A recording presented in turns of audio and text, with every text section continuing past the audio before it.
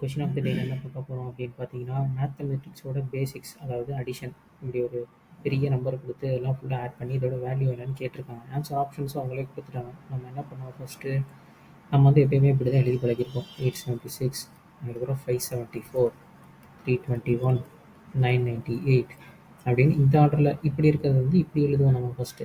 ஆனால் என்ன பண்ண போகிறோம்னா இன்னைக்கு அப்படி எதுவும் பண்ண போகிறது கிடையாது.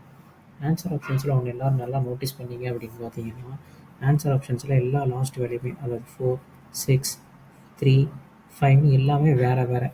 ஸோ அப்போ என்ன பண்ண போகிறோம்னு பார்த்தீங்கன்னா, இதில் இருக்க யூனிட் டிஜிட்டை மட்டும் ஆட் பண்ணி இந்த கொஷினை வந்து சீக்கிரமாக சால்வ் பண்ண போகிறோம். இது உங்களுக்கு தெரிஞ்சிருச்சுன்னா இது மாதிரி ஒரு பெரிய அடிஷன், மல்டிப்ளிகேஷன், டிவிஷன், சப்ராக்ஷன் எது வந்தாலுமே நீங்கள் ஒரு 5 செகண்ட்ஸ்குள்ளே இந்த கொஷினே சால்வ் பண்ணிட்டு நீங்கள் அடுத்த கொஷின் போயிடலாம். எப்போனா யூனிட் டிஜிட் வேல்யூ எல்லாம் வேறு வேறையாக இருக்கும்போது மட்டும்தான் இந்த மெத்தடை நீங்கள் இந்த ஷார்ட்கட்டை யூஸ் பண்ண முடியும்.